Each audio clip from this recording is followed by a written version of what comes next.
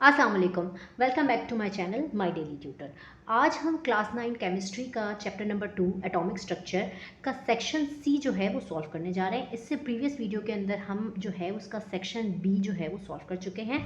Section C solve करेंगे बेटा, इसके साथ साथ इंशाल्लाह ताला इसके इंपॉर्टेंट मार्क्स करेंगे और एग्जाम्स में किस तरह से क्वेश्चन आ सकते हैं मैं ये भी आपको गाइड करती जाऊँगी, और इसके अलावा भी कोई क्वेश्चन अगर इंपॉर्टेंट है तो वो भी बताऊँगी। अच्छा चलते हैं क्वेश्चन नंबर 1 से। सबसे पहले आपको सवाल दिया हुआ है बेटा, discuss Rutherford gold metal foil experiment in the light of structure of atom.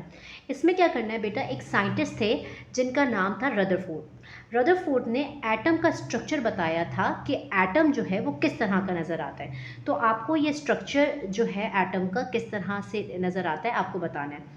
Okay जी, तो इसका जवाब आपको आपकी बुक के पेज नंबर 39 पे मिलेगा। ये देखें, यहाँ पे रदरफोर्ड की हेडिंग डली हुई है। आपने क्या करना है बेटा, इसमें इसको लिखने में सबसे पहले इंट्रोडक्शन की हेडिंग डालनी है, यहाँ से यहाँ तक लिखना है। देन एक्सपेरिमेंट की हेडिंग डालनी है, यहाँ से यहाँ तक लिखना है। इसके बाद आपने इसकी नेक्स्ट पेज पे 3 ऑब्जर्वेशंस हैं, ये ऑब्जर्वेशन लिखनी है, और कंक्लूजन के अंदर से भी आपने 3 पॉइंट्स जो हैं लिख लेने हैं। ठीक है, 3 से 4 पॉइंट्स जो हैं आपने लिख लेने। ये एग्जाम्स के लिए बहुत इंपॉर्टेंट सवाल होता है। अच्छा, इस सवाल को मैं एक्सप्लेन नहीं कर रही हूँ यहाँ पे, क्योंकि मैं एक अलग से वीडियो बना के रदरफोर्ड वाला सवाल आपको बहुत अच्छे से डिटेल में समझा चुकी हूँ, क्योंकि इसके बाकी सवाल मुझे काफ़ी डिटेल में समझाने, तो इस वाले को मैं स्किप कर रही हूँ। ये मैं सिर्फ आपको मार्क करवा रही हूँ। तो ये आप जो है मैं लिंक डाल दूँगी, आप उसमें जाके देख सकते हैं इस सवाल का जवाब। तो क्वेश्चन नंबर 2 की तरफ चलते हैं। क्वेश्चन नंबर 2 है आपका, write down the application of isotopes in daily life. आपको आइसोटोप्स की एप्लीकेशन बतानी है डेली लाइफ में, कि आइसोटोप्स आपकी लाइफ में कहाँ इस्तेमाल होते हैं। अच्छा, इस सवाल के बारे में मैं आपको बताऊँ, ये सवाल जो है ना मोस्टली शॉर्ट में आता है। आपको आइसोटोप्स के 3 यूजेस जो हैं वो याद करने को आते हैं। तो मेरा मशवरा तो यही होगा कि आप 4 से 5 आइसोटोप्स के यूजेस जो हैं वो याद कर लें।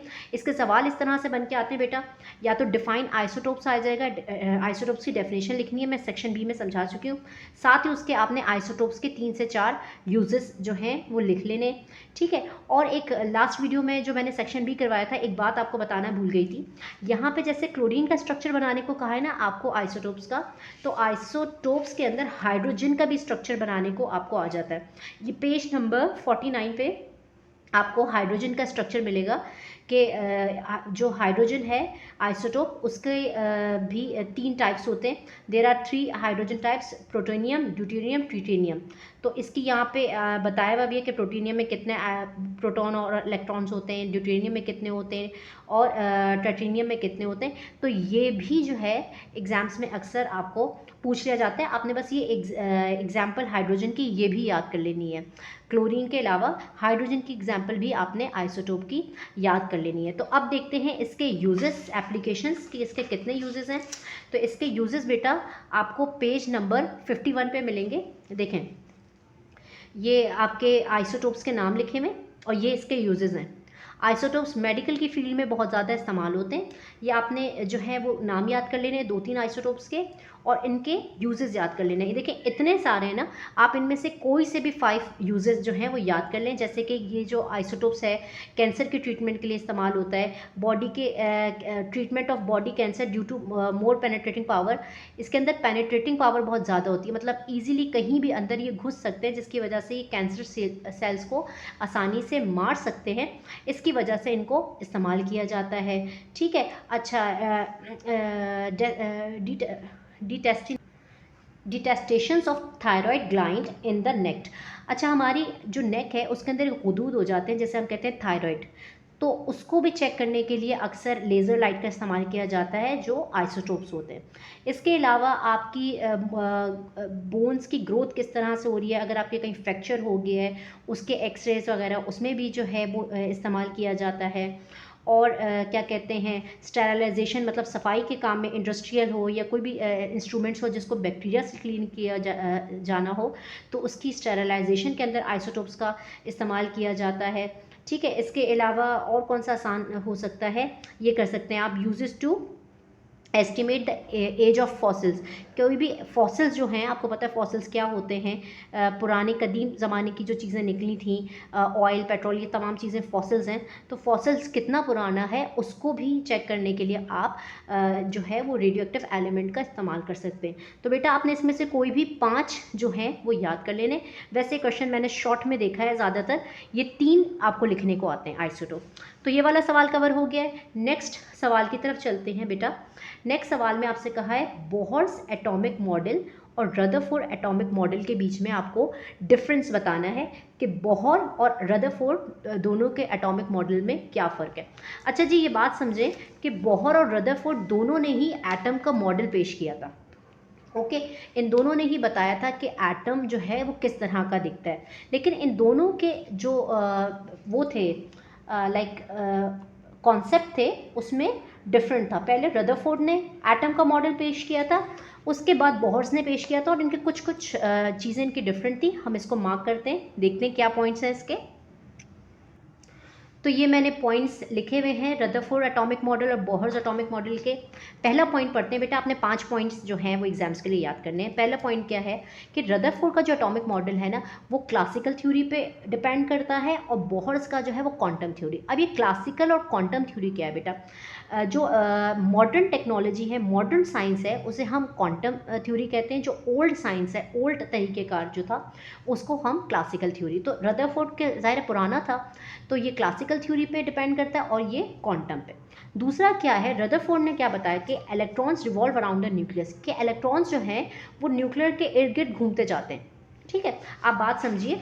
इन्होंने कहा कि जो इलेक्ट्रॉन्स हैं ना, ये बाहर कहीं भी जो है न्यूक्लियस के ये घूम रहे हैं। ओके, ये कहीं भी जो है वो घूम रहे हैं, लेकिन बोहर्स ने क्या कहा, इलेक्ट्रॉन्स रिवॉल्व इन ऑर्बिटल्स, इलेक्ट्रॉन्स ऑर्बिटल्स के अंदर घूमते हैं। जैसे ऑर्बिटल्स, ये इसका न्यूक्लियस है, ये न्यूक्लियस के बाहर ऑर्बिटल्स हैं जिसके अंदर इलेक्ट्रॉन्स घूम रहे हैं, और ये जो ऑर्बिटल्स हैं ना बेटा, इनकी फिक्स एनर्जी होती है। ओके, तो फिक्स एनर्जी के ऑर्बिटल्स हैं जिसके अंदर ये इलेक्ट्रॉन्स जो हैं वो रिवॉल्व कर रहे हैं। थर्ड पॉइंट देखते हैं। अच्छा, रदरफोर्ड का जो एक्सपेरिमेंट था वो गोल्ड फॉयल एक्सपेरिमेंट था। हमने जो क्वेश्चन नंबर 1 है, जब आप उसको समझेंगे तो वहाँ पे गोल्ड फॉयल एक्सपेरिमेंट मैंने समझाया हुआ है। तो उसकी बुनियाद पे रदरफोर्ड ने एटम का स्ट्रक्चर बताया था, और बोहर्स ने एक हाइड्रोजन लाइन स्पेक्ट्रम होता है, हाइड्रोजन से निकलने वाला स्पेक्ट्रम जो है उसकी बेस पे जो है बताया था एटम का मॉडल। ओके, अच्छा अब ये पॉइंट समझें, atom should produce continuous spectrum और atom should produce line spectrum. Bohr कहते थे कि कंटिन्यूस स्पेक्ट्रम निकलना चाहिए, और रदरफोर्ड कहते थे कि कंटिन्यूस स्पेक्ट्रम निकलना चाहिए एटम में से, और बोहर कहते थे कि लाइन स्पेक्ट्रम निकलना चाहिए। इसका मतलब क्या है, आप इस चीज़ को समझें। देखें, बोहर्स के मुताबिक ना क्या होता था कि एटम्स जो है ना वो रिवॉल्व कर रहे हैं, लेट्स सपोज इस तरह से रिवॉल्व कर रहे हैं बाहर। ठीक है, ये इसका न्यूक्लियस है, ये बाहर रिवॉल्व कर रहे हैं। तो इनके हिसाब से ये जो मतलब जितना दूर है ना, एक फर्ज करें कि शेल्स हैं, वो इस शेल से इस शेल में गिरेगा, वो इस शेल से इस शेल में गिरेगा। कंटिन्यूसली जो है ना वो एटम्स इलेक्ट्रॉन्स जो है ना वो मूव करते जाएंगे कंटिन्यूसली, या तो वो नीचे से ऊपर जाते जाएंगे या ऊपर से नीचे आते जाएंगे, कंटिन्यूसली मूवमेंट करेंगे। तो कंटिन्यूस मूवमेंट की वजह से उनके अंदर एक स्पेक्ट्रम कहते हैं बेटा एक ग्राफ को। अगर हम इसको ग्राफ बना के दिखाएं तो एक कंटिन्यूस ग्राफ नज़र आएगा इसकी एटम्स की अंदर इलेक्ट्रॉन्स की मूवमेंट का। तो ये कहते थे कि कंटिन्यूस ग्राफ नज़र आएगा, कंटिन्यूस स्पेक्ट्रम नज़र आएगा इलेक्ट्रॉन्स का एटम के अंदर। और बोहर्स के मुताबिक इनके मुताबिक क्या था कि जो एटम्स हैं ना वो एक शेल से दूसरे शेल में गिरते तो हैं, पर ये कंटिन्यूसली नहीं होता। ठीक है, अगर ये एक से दूसरे में गिरे तो जैसे फर्ज करें पहली वाली एनर्जी को हमने E2 नाम दे दिया, दूसरी वाली को E1 से, तो एक आप लाइन बना के ग्राफ में शो कर देते हैं कि नीचे आया। और अगर फर्ज करें E1 से E2 गया तो आप लाइन बना के शो कर देंगे ऊपर की साइड पे कि ये एनर्जी लूज हुई थी, यहाँ पे ये एनर्जी गेन हुई थी, लेकिन ये कंटिन्यूस नहीं होता रहता। तो इसलिए उन्होंने बताया कि एक लाइन स्पेक्ट्रम जब होगा तो आप स्पेक्ट्रम बना हुआ आएगा, जब नहीं होगा तो स्पेक्ट्रम नहीं बना हुआ आएगा। तो इनके हिसाब से एक लाइन स्पेक्ट्रम शो होना था, और इनके हिसाब से एक कंटिन्यूस स्पेक्ट्रम शो होना था। ठीक है जी, लास्ट क्या है, एटम शुड कोलैप्स, और इसमें क्या आता है एटम शुड एग्जिस्ट। अच्छा, ये पॉइंट क्या है ये कहते थे कि एनर्जी जो है ना एटम की ख़त्म हो जाएगी, एटम जो है ख़त्म हो जाएगा। किस तरह से, फर्स्ट करें एक एटम यहाँ से यहाँ पे गिरा, फिर वो यहाँ से इस शेल में गिरेगा, इन दी एंड तो वो न्यूक्लियस में गिर जाएगा ना। तो एटम जब न्यूक्लियस में ही इलेक्ट्रॉन्स गिर जाएंगे, एक शेल से दूसरी शेल में इलेक्ट्रॉन गिरे, दूसरी शेल से तीसरी शेल में इलेक्ट्रॉन गिरे, तीसरी शेल से न्यूक्लियस में इलेक्ट्रॉन गिरे, तो ऐसे तो एटम ख़त्म हो जाएगा, कोलैप्स हो जाएगा। तो इनके हिसाब से एटम जो है वो कोलैप्स हो सकता है, ख़त्म हो सकता है। अगर ऐसा ही होता बेटा तो दुनिया की कोई चीज़ कायम ही नहीं होती, हर चीज़ तो ख़त्म ही हो जाती अगर एटम्स कोलैप्स हो जाते। लेकिन बोहर्स के हिसाब से एटम कोलैप्स नहीं होते, एटम एग्जिस्ट करते हैं, एटम मौजूद रहते हैं। तो ये तो बोहर्स का और रदरफोर्ड का डिफरेंस था। आप इसको यहाँ से स्क्रीनशॉट ले लें। नेक्स्ट क्वेश्चन की तरफ चलते हैं बेटा। क्वेश्चन नंबर 4 देखते हैं बेटा। क्वेश्चन नंबर 4 में आपसे पूछ रहे हैं, prove that modern theory of de Broglie is related with Einstein and Planck equation. अच्छा, डी ब्रॉगली कौन थे? डी ब्रॉगली एक साइंटिस्ट थे बेटा जिन्होंने इलेक्ट्रॉन का नेचर बताया था कि इलेक्ट्रॉन जो है वो किस तरह से बिहेव करते हैं। इसका जवाब जो है हम जो शॉर्ट क्वेश्चन है उसके 4 में भी पढ़ चुके हैं कि इलेक्ट्रॉन का जो नेचर होता है ना बेटा वो ड्यूअल होता है। ड्यूअल नेचर क्या होता है? वो कभी कभी तो पार्टिकल की तरह बिहेव करता है और कभी कभी जो है वो वेव की तरह बिहेव करता है।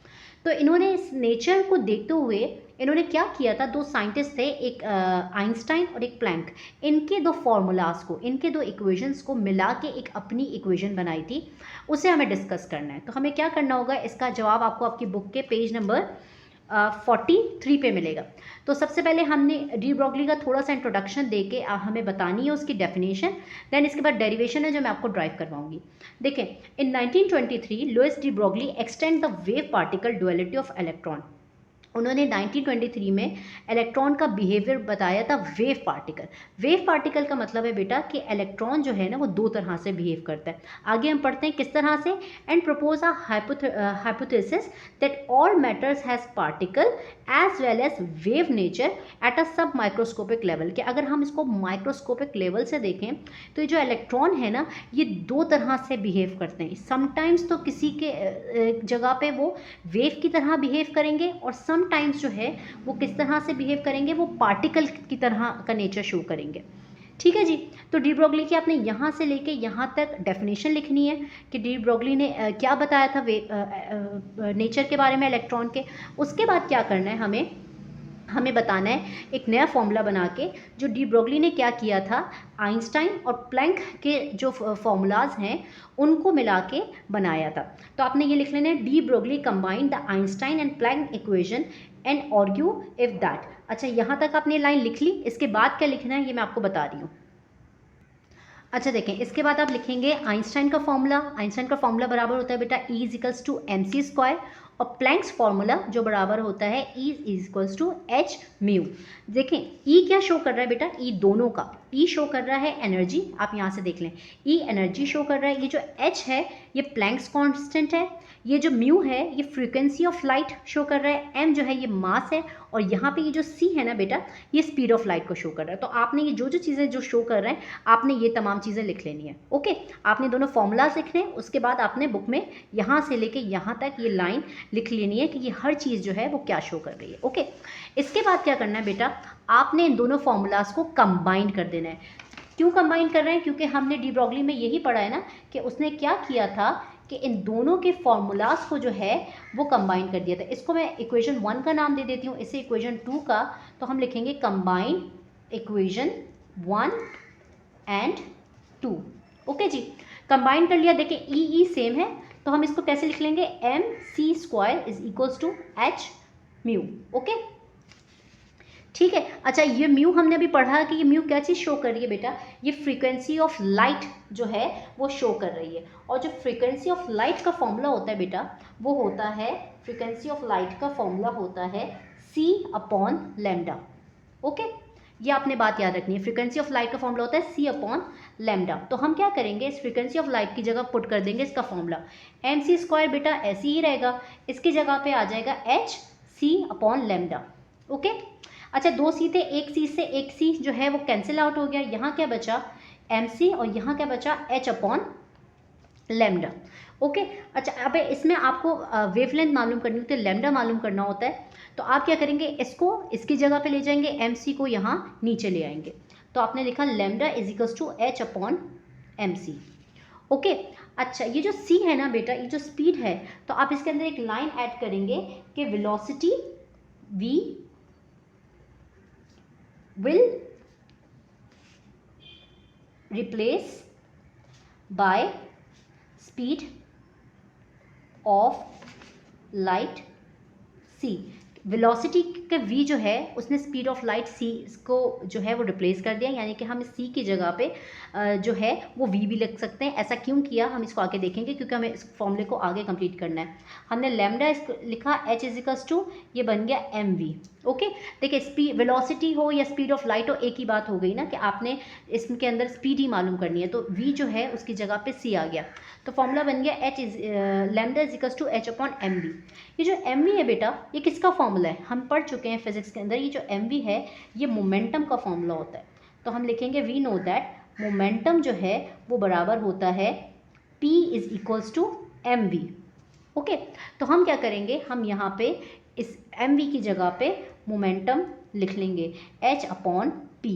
तो ये हमारा जो है वो फॉर्मूला बन के आ गया, जो डी ब्रोगली ने रिप्रेजेंट किया था दो फॉर्मूलाज को बना के, किसका फॉर्मूला मिला के, प्लैंक का और आइंस्टाइन का फॉर्मूला मिला के। तो ये आपने उसमें इक्वेशन सॉल्व करके दिखानी है। इसके बाद आपने बुक में से 2 लाइंस और ऐड करनी है, मैं बताती हूँ।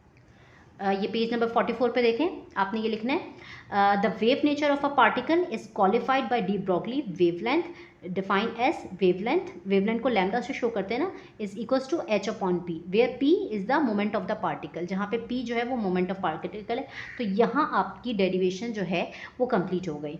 ओके, डन हो गया, समझ आ गया, हमने इसको लिख भी लिया, अपना पूरा सवाल सॉल्व भी कर लिया। तो यहाँ पे आपका क्वेश्चन नंबर 4 बेटा कंप्लीट होता है। नेक्स्ट क्वेश्चन नंबर 5 की तरफ चलते हैं।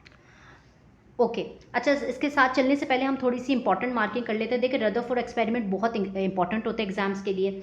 इसके लिए मैं आपको कहूँगी कि आप 4 जो है वो पॉइंट्स याद कर लें, ये शॉर्ट में आ जाता है। आइसोटोप्स का यूजेस, अगर लॉन्ग में आता भी है तो वो आइसोटोप्स की डेफिनेशन के साथ जो है वो आ जाएंगे यूजेस, लेकिन यूजेस कम ही लिखने को आते हैं। अच्छा, बोहर्स एटॉमिक मॉडल और रदरफोर्ड एटॉमिक मॉडल का डिफरेंस इंपॉर्टेंट होता है बेटा। अच्छा, ये वाला डी ब्रोगली वाला जो है ये भी इंपॉर्टेंट सवाल है, इसमें ज़्यादातर इंपॉर्टेंट सवाल हैं, जो शुरू के चैप्टर्स हैं ना बेटा, इससे सवाल ज़्यादा कवर किए जाते हैं। अच्छा, क्वेश्चन नंबर 5 की तरफ देखें, कैथोड रेज कैसे प्रोड्यूस होती हैं और इसके मेजर कैरेक्टरिस्टिक्स। ये वाला जो है कैथोड रेज कैसे प्रोड्यूस होती हैं ये, और क्वेश्चन नंबर 7 गौर से सुनिएगा मेरी बात। देखिए क्वेश्चन नंबर 7 के अंदर जो है ना, इसमें आपको कहा हुआ है कि एक्सपेरिमेंट करके दिखाएं, आपने प्रूफ करके दिखाना है कि इलेक्ट्रॉन्स, प्रोटॉन, न्यूट्रॉन जो है वो किस तरह से प्रोड्यूस हुए थे, किस तरह से बने थे। तो बेटा इन दोनों सवालों में से ना एक ही सवाल आता है। क्या सवाल आता है, आपने देखिए कैथोड रेस को ही हम एक तरह से जो है वो इलेक्ट्रॉन की डिस्कवरी कहते हैं, ऐसे ही ना हमने पढ़ा होगा, अभी मैं आपको समझाऊंगी भी कि कैथोड रेस को ही इलेक्ट्रॉन की डिस्कवरी कहते हैं। तो आपको डिस्कवरी ऑफ इलेक्ट्रॉन एग्जाम्स में आ जाता है। ओके, तो आपको सवाल आता है बेसिकली डिस्कवरी ऑफ इलेक्ट्रॉन का। ये प्रोटॉन और न्यूट्रॉन की डिस्कवरी का सवाल आता ही नहीं है एग्जाम्स के अंदर, मैंने तो अभी तक फ़िलहाल कभी नहीं देखा है। तो इम्पॉर्टेंट, मोस्ट इंपॉर्टेंट है बेटा इलेक्ट्रॉन की डिस्कवरी, ये आ जाती है आपको। तो अगर आपको आता है how is cathode rays produce, तो आपने इसमें वही जवाब लिखना है जो इसमें लिखना है, यानी कि मैं इन दोनों का एक ही जवाब लिखवाऊंगी आपको। ओके, डन, बात समझ आ गई आपको। और इसके अलावा जो कैथोड रेज के कैरेक्टरिस्टिक्स हैं, तो शॉर्ट में आ गए तो 3 कैरेक्टरिस्टिक्स आते हैं, लॉन्ग में आ गए तो आप 5 लिख लें। ठीक है, इस तरह से कैथोड रेज के कैरेक्टरिस्टिक्स आ जाते हैं, बट ये इसके साथ मिलके नहीं आता सवाल, ये अलग से आता है कि आपने कैथोड रेज के 3 कैरेक्टरिस्टिक्स लिखें या 5 कैरेक्टरिस्टिक्स लिखें। ये वाला सवाल जो है अगर मतलब ये आ जाता है, ज़्यादा इंपॉर्टेंट ये है कि इलेक्ट्रॉन की डिस्कवरी आपकी आ जाती है। समझ आ गया। तो देखें मैं अभी जो सवाल आपको कैथोड रेज कवर करवा रही हूँ, आपने बस ये बात याद रखनी है कि इसके साथ ये कवर हो रहा है, ये दोनों का एक ही जवाब है, यानी कि एविडेंस डिस्कवरी ऑफ इलेक्ट्रॉन या कैथोड रेज प्रोड्यूस कैसे होती हैं, दोनों का एक ही जवाब है। तो आपने दोनों सवाल लिखने और एक जवाब लिखना है जो मैं आपको मार्क करवा रही हूँ। तो इसके जवाब के लिए हम चलते हैं पेज नंबर 34 और 35 पे। देखें सबसे पहले आप डिस्कवरी ऑफ इलेक्ट्रॉन की हेडिंग डालेंगे, अगर इलेक्ट्रॉन की डिस्कवरी से स्टार्ट हुआ, और अगर कैथोड रेज से स्टार्ट हुआ तो बेटा डायरेक्ट यहाँ से करेंगे। ओके, इलेक्ट्रॉन की डिस्कवरी में आपने एक लाइन और ऐड करनी होगी कि इलेक्ट्रॉन्स किसने डिस्कवर किया था। देखिए जैसे इलेक्ट्रॉन जो है वो बहुत लाइटर, बहुत हल्का फुल्का सा पार्टिकल होता है, उसकी नेगेटिव चार्ज होती है, वो नेगेटिव होता है, और उसको डिस्कवर किया था जे थॉमस और विलियम क्रूक्स ने पहली बार। ठीक है, तो उन्होंने किया क्या था बेटा, एक एक्सपेरिमेंट किया था, उन्होंने एक ट्यूब ली। अच्छा, ये ट्यूब जो है ना ये बिल्कुल वैसी नज़र आती है जैसे हमारी ट्यूबलाइट्स, ये एपरेटस जो है इसको हम डिस्चार्ज ट्यूब कहते हैं और ये बिल्कुल वैसी होती है जैसे कि ट्यूबलाइट। तो उन्होंने क्या किया था, एक एपरेटस लिया था, ठीक है, जिसका नाम था डिस्चार्ज ट्यूब। और उसमें क्या था, the apparatus used for the experiment is called discharge tube, which consists of glass tube fitted with 2 metal electrode connected to the high voltage source and vacuum pump। देखें इसमें क्या था बेटा, एक ग्लास ट्यूब थी, एक ग्लास ट्यूब के साथ 2 इलेक्ट्रोड लगे हुए थे, एक नेगेटिव और एक पॉजिटिव इलेक्ट्रोड लगे हुए थे। इसके अलावा एक बैटरी लगी हुई थी इस सिस्टम के अंदर, और एक क्या लगा हुआ था, एक वैक्यूम पंप लगा हुआ था, ठीक है। हाई वोल्टेज बैटरी थी और एक वैक्यूम था। इसका काम क्या था कि इस ट्यूब के अंदर से प्रेशर को ख़त्म कर देना, यानी कि हवा को बिल्कुल ख़त्म कर देना। तो ये तो बेटा अगर आप चाहें तो आप इसको जो है यहाँ तक जो है वो जो है एक्सपेरिमेंट की कंस्ट्रक्शन के नाम से डाल सकते हैं। जैसे आप पहले कंस्ट्रक्शन की हेडिंग डालिएगा, यहाँ से यहाँ तक लिख लिएगा तो थोड़ा सा और अच्छा प्रेजेंट हो जाएगा। यहाँ से यहाँ तक आपने कंस्ट्रक्शन की हेडिंग डाल के लिख लिया और यहाँ से यहाँ तक आप वर्किंग के लिख के डाल सकते हैं, ठीक है। और फिर ये लास्ट ये पार्ट आपने लिखना है, ये कंक्लूजन होगा। 3 हेडिंग्स हो गई बेटा। एक तो चीज़ बनी कैसे है, कंस्ट्रक्शन हो गई, मैंने आपको अभी कंस्ट्रक्शन बता दी कि किस तरह से बना है। अब हम इसकी वर्किंग पढ़ते हैं कि इस ट्यूब ने काम कैसे किया, और उसके बाद कंक्लूजन पढ़ते हैं कि हमें मिला क्या था। तो देखें सबसे पहले हम इसकी वर्किंग पढ़ते हैं। When electrodes inside the discharge tube are connected with high voltage source at very low pressure 1 mm of HG, as a high voltage current start passing through electrodes, a streak of bluish light originated and travel in straight line from cathode to anode.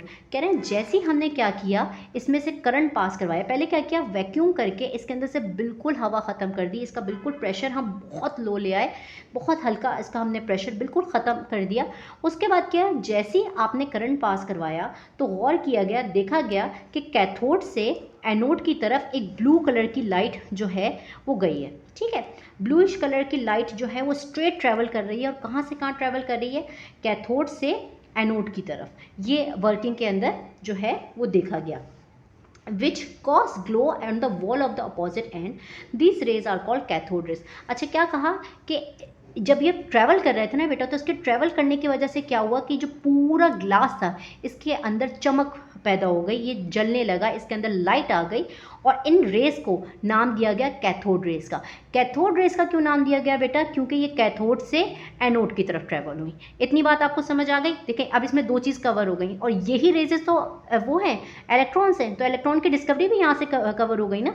तो आपको discovery of electron में क्या करना होगा, ये line और conclusion वाली add कर लेनी होगी। और अगर सिर्फ कैथोड के बारे में पूछें तो आप यहाँ से यहाँ तक कर लिएगा, ओके, यहाँ से यहाँ तक कर लिएगा, सिर्फ कैथोड की डिस्कवरी हो जाएगी। और अगर आपने ये भी ऐड कर लिया और साथ में कंक्लूजन भी लिख लिया तो ये आपकी इलेक्ट्रॉन की डिस्कवरी हो गई। तो हम कंक्लूजन पढ़ते हैं। J.J. Thomas suggested that these rays were deflected toward positive plate in electric and magnetic field, which shows that these rays possess negative charge। कह रहे हैं J.J. थॉमस ने कहा कि देखें ये पॉजिटिव की तरफ गई हैं, ये जो रेजेस हैं ये पॉजिटिव की तरफ गई हैं, तो यकीनन ये रेजेस खुद जो है वो नेगेटिव चार्ज होंगी। क्यों, क्योंकि नेगेटिव पॉजिटिव को अट्रैक्ट करता है। तो जब ये रेजेस खुद नेगेटिव चार्ज होंगी तभी तो ये पॉजिटिव की तरफ गई हैं, ओके। तो J.J. थॉमस ने ये कहा कि ये मैग्नेटिक फील्ड हो या जो है इलेक्ट्रिक फील्ड हो, ये दोनों के किस तरफ जा रही है, पॉजिटिव नोड की तरफ जा रही है। इसका मतलब ये खुद नेगेटिवली चार्ज है। अच्छा आगे क्या है, which shows that these rays possess negative charge. Due to this negative charge, particles are named as electron। कह रहे हैं इनका नेगेटिव चार्ज होने की वजह से इन पार्टिकल्स को इलेक्ट्रॉन का नाम दिया गया।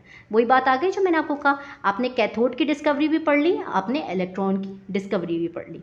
तो ये आपने इलेक्ट्रॉन की डिस्कवरी बेटा ज़रूर याद करनी है, पेपर में मोस्ट इंपॉर्टेंट आती है इलेक्ट्रॉन की डिस्कवरी। कैथोड की डिस्कवरी तो ऑब्वियस आप याद ही कर रहे हैं, उसके अंदर अगर आ जाए तो आप कैथोड लिख लेना। वैसे कैथोड की नहीं आती, आपके पॉइंट्स आ जाते हैं कैथोड के ऊपर जो हम अभी डिस्कस करने जा रहे हैं। तो देखें पेज नंबर 36 के ऊपर आपको कैथोड रेस के जो हैं वो मिल जाएंगे पॉइंट्स। इसमें से कोई से भी बेटा 4 या 5 जो है आप याद कर लें। वैसे मैंने 3 जो हैं वो ज़्यादातर आते हुए देखें।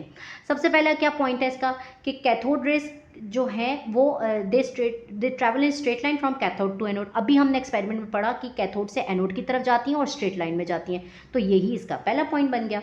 दूसरा क्या था कि ये क्या करती हैं, they produce sharp shadow to the opaque object which is in the path. अगर कोई ओपेक ऑब्जेक्ट, ओपेक होता है बेटा ऐसी चीज़ जो लाइट को रोके, जैसे ये एक पेन जो है ये ओपेक है, अगर ये लाइट को पास नहीं करवाती तो ओपेक है। तो देखिए जैसे मैंने इसको लाइट के सामने रखा हुआ है, मेरे सामने लाइट लगी हुई तो उसका शेडो बन रहा है। तो कह रहे हैं जब भी ओपेक चीज़ जो है इसके सामने रख दी जाए तो ये उसका शेडो बनाती है। ओके, नेक्स्ट क्या है, they have negative charge and bend toward the positive plate in electric and magnetic field. ये खुद बेटा नेगेटिव चार्ज होती हैं तभी ये पॉजिटिव प्लेट की तरफ बेंड होती हैं, चाहे मैग्नेटिक फील्ड हो चाहे जो है इलेक्ट्रिकल फील्ड हो। नेक्स्ट क्या है, these rays when strikes with glass and other material cause material glow। कह रहे हैं जब भी ये किसी ग्लास से जाके टकराएंगी, जैसे ट्यूबलाइट बनी है, जब भी किसी ग्लास से जाके टकराएंगी तो बेटा उसके नतीजे में वो जो ग्लास है, वो जो मटेरियल है वो ग्लो करना स्टार्ट कर देगा। नेक्स्ट क्या है, आपने इसका मास बता देना है।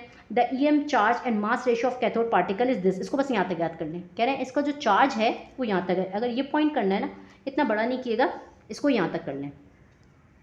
ओके, नेक्स्ट पॉइंट क्या है, they can produce a mechanical pressure indicate they possess kinetic energy. कह रहे हैं ये भी एक प्रेशर जो है वो क्रिएट कर सकती हैं जब भी कहीं पे जाके टकराएं, तो इसका मतलब इसके अंदर काइनेटिक एनर्जी होती है, यानी कि इसके पार्टिकल्स जो हैं वो मूवमेंट में होते हैं। तो बेटा इसमें से कोई से भी जो आपको आसान लगे आप वो 4 से 5 याद कर लीजिएगा। अच्छा, नेक्स्ट अब सवाल की तरफ चलते हैं। अच्छा, नेक्स्ट जो क्वेश्चन है ना बेटा, वो आपका क्वेश्चन नंबर 6 है, लेकिन मैं इस क्वेश्चन नंबर 6 स्किप करवा के पहले आपको 7 करवा रही हूँ। क्यों? क्योंकि ये इसकी कंटिन्यूटी में हो जाएगा 5 वाले की। तो देखें, हमने क्वेश्चन नंबर 7 के अंदर आपको जो है वो एक एक्सपेरिमेंट लिख के दिखाना था इलेक्ट्रॉन की डिस्कवरी का। ये तो हो गया, आपने अभी समझ लिया, मोस्ट इंपॉर्टेंट है। इसके बाद मैंने आपको कहा प्रोटॉन और इलेक्ट्रॉन को तो टोटली स्किप कर दें, इलेक्ट्रॉन को तो बिल्कुल ही छोड़ दें, कोई मसला नहीं है। प्रोटॉन की डिस्कवरी जो है हम डिस्कस कर लेते हैं, आप इसको याद कर लें छोटा सा एग्जाम्स के लिए। और इसके साथ एक और चीज़ आती है जो मैं आपको बता देती हूँ, 3 पॉइंट्स उसके ज़रूर याद कर लीजिएगा। तो हम चलते हैं आपके बुक के पेज नंबर 36 पे। ठीक है, देखें डिस्कवरी ऑफ इलेक्ट्रॉन, तो आप इसको यहाँ से लेके डिस्कवरी ऑफ इलेक्ट्रॉन को यहाँ तक लिख लें। मैं इसको समझा देती हूँ आपको क्या है। मैं आपको जो इंपॉर्टेंट बता रही थी, ये जो कैनाल रेज है ना, इसके भी 3 प्रॉपर्टीज़ आप लाजमी याद कीजिएगा। कैनाल रेज जो है वो प्रोटॉन को कहते हैं, ठीक है, तो इसके भी 3 पॉइंट्स एग्जाम में आ जाते हैं, ये ज़रूर आप जो है याद कीजिएगा। इसका सवाल है नहीं बट आ जाता है। देखिए डिस्कवरी ऑफ प्रोटॉन क्या होती है, the proton is positively charge, proton जो है वो पॉजिटिवली चार्ज होते हैं। गोल्डस्टन ने जो है और जे थॉमस जो है इन्वेस्टिगेट करके इसको डिस्कवर किया था। कैसे डिस्कवर किया था बेटा, सेम वही वाला एपरेटस लिया था, डिस्चार्ज ट्यूब।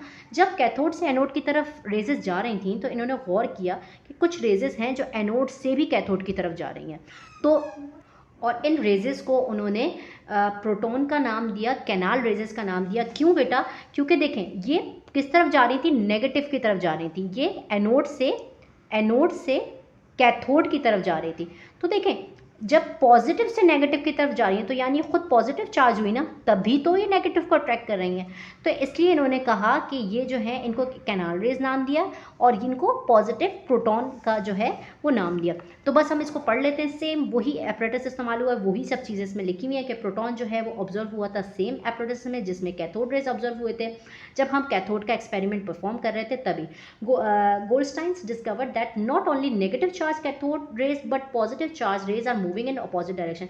उन्होंने ये डिस्कवर किया कि सिर्फ कैथोड रेज नहीं मूव कर रहे हैं इस साइड पे, एक पॉजिटिव चार्ज भी है जो इस साइड पर जा रही है। These positive rays was passes through the holes of cathode, ये कैथोड के होल से, छोटे छोटे से होल से होती हुई जो है इस साइड पे मूव हो रही है। When they strikes cause the glow on the tube, और ये भी टकराने की वजह से उसके अंदर एक ग्लो प्रोड्यूस कर रही है उस शीशे के अंदर जिसके अंदर ये मौजूद है, और इन रेजेस को इन्होंने कैनाल रेजेस का जो है वो नाम दे दिया। तो ये आप छोटा सा एक्सपेरिमेंट ये याद कर लेंगे। इसके साथ आप ये बेटा कोई भी स्टार्टिंग के 3 पॉइंट्स जो हैं याद कर लेंगे, पहला, दूसरा और 5वां जो मुझे लग रहा है ज़्यादा आसान है कि ये कैसे ट्रैवल करती हैं, ये एनोड से कैथोड की तरफ ट्रैवल करती हैं, ये पॉइंट कर लें। ये शार्प शेडो बनाती हैं ऑब्जेक्ट का, ये सेम वही पॉइंट है जैसा इसका था कैथोड रेज का, कि जब भी इसके रास्ते में आप कोई चीज़ रखेंगे तो ये उसका शेडो बनाएगा। साथ में आप इसका मास वाला याद कर ले, the mass of proton is 1863 times more than electron, इसका वजन जो है वो इलेक्ट्रॉन से ज़्यादा ज़्यादा होता है, क्योंकि आपको पता है बेटा एक एटम का जितना भी वज़न है वो उसके न्यूक्लियस में मौजूद होता है, और न्यूक्लियस के अंदर क्या मौजूद होते हैं, प्रोटॉन। तो इसलिए प्रोटॉन का जो मास है वो बहुत ज़्यादा होता है इलेक्ट्रॉन के मास से। तो ये आप थर्ड पॉइंट में ये याद कर लें। ओके जी, नेक्स्ट जो है हम चलते हैं। नेक्स्ट क्वेश्चन है आपका बेटा सवाल नंबर 6। तो क्वेश्चन नंबर 6 में आपसे इन्होंने स्क्रूडिंगर एटॉमिक मॉडल पूछा हुआ है। ये एक साइंटिस्ट हैं बेटा जिन्होंने बोहर्स के एटॉमिक मॉडल को एक स्टेप आगे लेके चले गए थे। इन्होंने क्या किया था, इन्होंने देखे पहले जो साइंटिस्ट थे, देखे रदरफोर्ड हो गए, बोहर्स हो गए, इन्होंने पहले बताया एटम का जो है वो किस तरह का शेप होता है, एटम किस तरह से दिखता है। तो मज़ीद साइंटिस्ट ने उसके अंदर और उसको एक्सप्लेनेशन दी कि, और एक्सप्लेनेशन में जो थे वो स्क्रूडिंगर ने क्या किया, इन्होंने बोहर्स एटॉमिक मॉडल को ही आगे जाके और एक्सप्लेन किया। इनके हिसाब से क्या था, इन्होंने हमें बताया कि ये जो देखें हमें बोहर्स नज़र गौर से करें, पहले एक बात सुने। बोहर ने क्या कहा था कि बीच में हमारा न्यूक्लियस होता है, बाहर हमारे शेल्स होते हैं, और ये शेल्स के फिक्स एनर्जी होती है, और इन एनर्जी लेवल्स के अंदर हमारे इलेक्ट्रॉन्स रिवॉल्व हो रहे होते हैं। ऐसा ही है ना, यही हमें उसने बात बताई ना, जैसे हमने पिक्चर बनाई थी कि हमारा बीच में आ गया न्यूक्लियस, बाहर हमारी शेल्स हैं, और इनकी फिक्स एनर्जी है बेटा, और इस शेल्स के अंदर जो है वो इलेक्ट्रॉन्स जो है वो रिवॉल्व हो रहे हैं। ओके, लेकिन ये जो स्क्रूड्रिंगर है इन्होंने बताया कि ये जो इलेक्ट्रॉन्स है ये कहाँ मौजूद होते हैं, इनकी प्रोबेबिलिटी कहाँ है, किस जगह पे कितने जो हैं वो मौजूद होते हैं। ओके जी, तो हमने इसको मार्क करेंगे और इसको समझेंगे। आप इसको पहले यहाँ से लेके यहाँ तक मार्क करेंगे। In 1926 Edwin Schrodinger, an Australian physician, took the Bohr's atomic model one step forward. इन्होंने क्या किया, बोहर्स के एटॉमिक मॉडल को एक स्टेप और आगे लेके गए। क्या किया इन्होंने, स्टेप आगे लेके क्या, this atomic model is known as quantum mechanics model of the atom. इस एटॉमिक मॉडल को जो उन्होंने पेश किया उसे हम क्वांटम एटॉमिक मॉडल भी कहते हैं। अच्छा, आपके पेपर में इस तरह से भी अगर सवाल आ जाता है कि define quantum mechanic model of atom, तो उसका मतलब भी आपको ये पॉइंट्स लिखने होंगे। ये बात आप याद रखना, अगर सवाल घुमा के दें तो ये भी आपको तब भी ये पॉइंट्स लिखने होंगे। देखिए इन्होंने क्या बताया, इन्होंने यहाँ से यहाँ तक आपने लिखेंगे। अब आपने यहाँ पे ये पॉइंट यहाँ से लिखना है, he proof mathematically the electrons can be find in different position around the nucleus and can determine by probability. इन्होंने कहा बेटा कि ये जो ये जो इलेक्ट्रॉन्स हैं ये डिफरेंट पोजीशंस में डिफरेंट जगहों पे न्यूक्लियस के बाहर जो है वो घूम रहे होते हैं। वो जगहें कौन सी हैं और किस जगह पे कितने इलेक्ट्रॉन्स मिल सकते हैं, ये उन्होंने बताया। तो बेसिकली इन्होंने ना सब शेल्स वाला कॉन्सेप्ट बताया था। देखिए हमने ये शेल्स पढ़ी हुई है ना कि हमारे पास जो शेल्स होती हैं वो होती हैं KLMN। फिर हमने आगे जाके पढ़ा था इसके सेक्शन बी में भी कि शेल्स के अंदर भी शेल्स होती हैं जिनको हम कहते हैं सब शेल्स, SPDF, उनके अंदर इलेक्ट्रॉन्स मौजूद होते हैं। तो ये इन्होंने कॉन्सेप्ट को जो है वो और ब्रीफली एक्सप्लेन किया था। तो हम पढ़ते हैं, जैसे पहले पॉइंट नंबर 1 से देखेंगे। पहला पॉइंट है, the quantum mechanics model determine that electrons can be find in various location around the nucleus. Electrons जो है वो अलग अलग लोकेशन पे मौजूद हो सकते हैं न्यूक्लियस के, और they found electrons are in orbital as an electron cloud. और जहाँ मौजूद होते हैं जिन जगहों पे उसे हम इलेक्ट्रॉन क्लाउड कहते हैं। ठीक है, अब वो इलेक्ट्रॉन क्लाउड क्या होता है, कहाँ पे मौजूद होते हैं, हम नेक्स्ट पॉइंट में पढ़ते हैं। देखें वो किसके अंदर मौजूद होते हैं बेटा, वो सब शेल्स के अंदर, मतलब शेल्स के अंदर भी जाके सब शेल्स के अंदर वो इलेक्ट्रॉन मौजूद होते हैं। हर सब शेल्स की अपनी अपनी एनर्जी होती है। इस पॉइंट में जैसे हम इस बात को समझेंगे, each energy sub shell is an orbital have different shape. इनका डिफरेंट शेप होता है बेटा, which determine the presence of electron, और वो डिटरमाइन करते हैं कि कितने इलेक्ट्रॉन्स उसके अंदर मौजूद हैं। देखिए जैसे हमने शेल्स पता है, हमारे पास सब शेल्स होती हैं SPDF। ओके, S जो है बेटा वो स्फेयर नज़र आता है, P जो है वो एक डंबल टाइप का शेप होता है P का। ठीक है, D का जो है वो डबल डंबल होता है, और F का जो है वो 3 डंबल्स वाला लाइक एक फ्लावर बन जाता है, इस तरह का शेप होता है। इसके अंदर आपके इलेक्ट्रॉन्स मौजूद होते हैं। हमें पता है हमारी पहली शेल है K, तो K के अंदर सिर्फ एक S होता है, इसके अंदर इलेक्ट्रॉन्स मौजूद होते हैं। L के अंदर SP के अंदर जाके मौजूद होते हैं।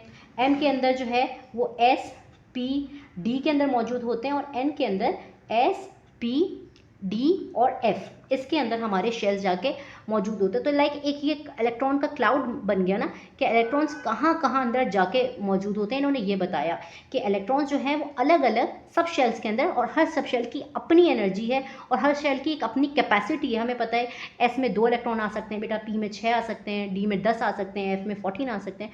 तो अपनी कैपेसिटी के हिसाब से, अपनी एनर्जी के हिसाब से इलेक्ट्रॉन्स जो है वो वहाँ पे मौजूद होते हैं। और इन जो शेप्स हैं इनके SPDF के, ये भी डिफरेंट होते हैं, जैसे मैंने आपको अभी बना के दिखाया। देखें, different subshells of orbitals are name as SPDF, इनको SPDF का नाम दिया गया है। आर डिफरेंट शेप, जैसे S का स्फेयर है और P का डम्बल शेप है, जैसे मैंने अभी आपको बना के दिखाया कि इनके अंदर मौजूद होते हैं और इनके शेप्स भी अलग होते हैं और इनकी एनर्जी भी अलग होती है और इनकी कैपेसिटी भी अलग होती है कि किस में कितने इलेक्ट्रॉन्स आएंगे। लास्ट पॉइंट है the number and kind of atomic model depend on the energy level. वही बात आ गई कि एनर्जी लेवल पे डिपेंड करता है कि उसके अंदर कितने इलेक्ट्रॉन्स मौजूद होंगे। तो ये बेटा इनका एटॉमिक मॉडल था, इन्होंने बताया कि किस तरह से इलेक्ट्रॉन्स कहाँ और कैसे मौजूद होते हैं। लास्ट सवाल की तरफ चलते हैं। लास्ट क्वेश्चन है बेटा आपका क्वेश्चन नंबर 8, जिसके अंदर आपको जो है ये कुछ जो है एलिमेंट्स आपको दिए हुए हैं, इनके ऊपर और नीचे नंबर्स लिखे हुए हैं। आपने क्या करना है, आपने बताना है कि इन एलिमेंट्स के अंदर प्रोटॉन कितने हैं, न्यूट्रॉन कितने हैं, इलेक्ट्रॉन कितने हैं। ओके, आपको जो है ये एक न्यूमेरिकल टाइप का है, आपको इन एलिमेंट्स के अंदर प्रोटॉन, न्यूट्रॉन, इलेक्ट्रॉन की तादाद जो है वो अलग अलग करके बतानी है। तो चलिए जी, इस सवाल को हम समझते हैं, हम इसको सॉल्व करते हैं। ओके जी, तो यहाँ हमें आइडेंटिफाई करने हैं बेटा 3 चीज़ों को अलग करके दिखाने एक एलिमेंट में से कि उसके अंदर कितने प्रोटॉन होते हैं, कितने न्यूट्रॉन होते हैं और कितने इलेक्ट्रॉन होते हैं। ओके, तो देखो उसको समझने से पहले सबसे पहले मैं आपको x से ना एक रिप्रेजेंट कर रही हूँ एलिमेंट, कोई भी एलिमेंट है मैं उसको x से रिप्रेजेंट कर रही हूँ। जैसे देखें यहाँ पे डिफरेंट डिफरेंट एलिमेंट्स हैं, तो ये फर्स्ट करें मैं इस एलिमेंट्स को x से रिप्रेजेंट करती हूँ। ओके, अब आप एक चीज़ समझें, ABCD कहाँ से शुरू होती है, एक ट्रिक है। ABCD A पे शुरू होती है और Z पे ख़त्म होती है। एक आपने फॉर्मूला लिख लेना है, ABCD कहाँ से शुरू हुई, A और Z पे ख़त्म हुई। ठीक है, तो ये जो A है ना बेटा, ये A क्या होता है, इसे हम कहते हैं एटॉमिक मास। ठीक है, ये क्या है हमारा एटॉमिक मास। ओके, और एटॉमिक मास क्या है बेटा, ज़रा गौर से समझें। एटॉमिक मास होता है प्रोटॉन प्लस न्यूट्रॉन की तादाद। एक एटम के अंदर मौजूद प्रोटॉन प्लस न्यूट्रॉन की तादाद को हम एटॉमिक मास से शो करते हैं। ठीक है, एटॉमिक मास जो है वो ऊपर लिखा हुआ होता है, और Z जो है ना बेटा, ये होता है आपका एटॉमिक नंबर। ओके, और एटॉमिक नंबर क्या होती है बेटा, आपकी सिर्फ प्रोटॉन की तादाद जो है ना, सिर्फ प्रोटॉन की, एक एटम के अंदर मौजूद सिर्फ प्रोटॉन की तादाद जो है वो आपकी एटॉमिक नंबर कहलाती है, और एटॉमिक नंबर को Z से हम शो करते हैं। ठीक है, एक तो अपनी एक ट्रिक ये याद की कि ABCD A से शुरू होती है, Z से ख़त्म होती है, ये चीज़ हो गई। आप हमेशा इसको सही लिखेंगे, कोई बच्चा गलत कर देते हैं Z ऊपर A नीचे या भूल जाते हैं, तो वो इस चीज़ को याद रखेंगे। ठीक है, एक और चीज़, अब एटॉमिक मास जो है वो प्रोटॉन प्लस न्यूट्रॉन होता है और एटॉमिक नंबर P होता है। ये आपको बात याद रहे कैसे, तो देखें अगर ये 2 चीज़ों की तादाद है प्रोटॉन प्लस न्यूट्रॉन, तो ऑब्वियसली ये ज़्यादा होगी और नीचे वाली चीज़ कम होगी। तो हमेशा आपने याद रखना है कि देखें कोई भी नंबर देख लें, जैसे ये FE है, उसका ऊपर वाला नंबर ज़्यादा है और नीचे वाला नंबर कम है। क्यों? क्योंकि ये प्रोटॉन प्लस न्यूट्रॉन है और ये सिर्फ प्रोटॉन की तादाद है। तो ये बात भी आपने याद रखनी है कि हमेशा ऊपर वाली जो तादाद होगी वो ज़्यादा होगी, तो जो ज़्यादा है आपके दिमाग में फ़ौरन आ जाएगा कि भाई वही एटॉमिक मास है और वो प्रोटॉन प्लस न्यूट्रॉन है, और नीचे जो कम है वो सिर्फ प्रोटॉन की तादाद है। ठीक है, अब आपने एक और बात जो है वो याद रखनी है बेटा, इन 2 बातों के अलावा, कि किसी भी एटम के अंदर, किसी भी एटम में जितने प्रोटॉन होते हैं एग्जैक्टली उतने ही इलेक्ट्रॉन होते हैं। इतनी बात समझ आ गई, जितने प्रोटॉन एग्जैक्टली उतने ही इलेक्ट्रॉन होते हैं। तो अगर ये Z प्रोटॉन को शो करता है, ऑब्वियसली अगर फर्स्ट करें नीचे अगर प्रोटॉन 10 हैं तो इलेक्ट्रॉन मैं पूछूंगी आपसे कि कितने हुए, आपको ऑटोमेटिकली पता चल जाएगा जितने प्रोटॉन उतने इलेक्ट्रॉन, तो आप बोलेंगे कि 10 ही क्या होंगे, इलेक्ट्रॉन होंगे। और अगर मैं आपसे कहूँगी, ये दोनों मालूम करना आ गया आपको, प्रोटॉन और इलेक्ट्रॉन, और अब मैं अगर आपसे कहती हूँ कि न्यूट्रॉन की तादाद मालूम करें, तो देखिए आप क्या करेंगे, इस ऊपर वाले नंबर में से नीचे वाले को माइनस कर देंगे। अगर P के नंबर्स इसमें से माइनस हो जाए तो क्या बचेगा, सिर्फ N। ऐसा ही है ना, तो N का फॉर्मूला देखिए आपने खुद जनरेट कर दिया। N का फॉर्मूला क्या होगा, अच्छा हम बच्चों को जब ABCD लिख के देते हैं बेटा, तो कैसे लिख के देते हैं, ऐसे लिख के देते हैं ना कि A से लेके Z, ऐसे। तो देखें N की तादाद कैसे मालूम होगी, A माइनस Z। फॉर्मूला बन गया हमारा। न्यूट्रॉन की तादाद क्या होगी, यानी कि ऊपर वाला प्रोटॉन प्लस न्यूट्रॉन में से सिर्फ प्रोटॉन अगर आप निकाल दें तो आपके पास बचेगा क्या, आपके पास न्यूट्रॉन बचेंगे। तो यहाँ मैंने आपको समझा दिया है कि किस तरह से आप प्रोटॉन, न्यूट्रॉन, इलेक्ट्रॉन को अलग करते हैं। अब हम इसकी एग्जाम्पल्स देख लेते हैं। देखें, जैसे ये एक एलिमेंट है Fe। अब आपने देखें इसके अंदर जो नीचे वाली तादाद है, आपको पता है कि ये प्रोटॉन है 26, तो इसके अंदर इलेक्ट्रॉन भी कितने होंगे, आप कहेंगे 26, ओके। और अगर न्यूट्रॉन निकालने का कहेंगे तो ऑटोमेटिकली आपके दिमाग में आएगा कि ये ऊपर वाली चीज़ प्रोटॉन प्लस न्यूट्रॉन है, तो मैं अगर 56 में से 26 माइनस कर देती हूँ तो ये बचेगा 30। तो न्यूट्रॉन की तादाद कितनी हो जाएगी बेटा, 30। फॉर्मूला मैंने आपको यहाँ लिख दिया, आप फॉर्मूला चाहें तो लिखने के बाद रिप्रेजेंट करें कि A माइनस जेड, ए क्या है ऊपर वाला नंबर, जेड नीचे वाला नंबर, देन माइनस कर देंगे तो आपके न्यूट्रॉन निकल आएंगे, ठीक है। इसी तरह से हम नेक्स्ट जो है वो देख लेते हैं, ऑक्सीजन की एग्जाम्पल देख लेते हैं। ऑक्सीजन, इसके अंदर प्रोटॉन कितने होंगे बेटा, 8, न्यूट्रॉन भी कितने होंगे, इलेक्ट्रॉन भी कितने होंगे, 8। और न्यूट्रॉन कैसे निकलेंगे, 17 माइनस 8। तो जब आप 17 माइनस 8 कैलकुलेटर से करेंगे तो ये आ जाएगा 9, ओके।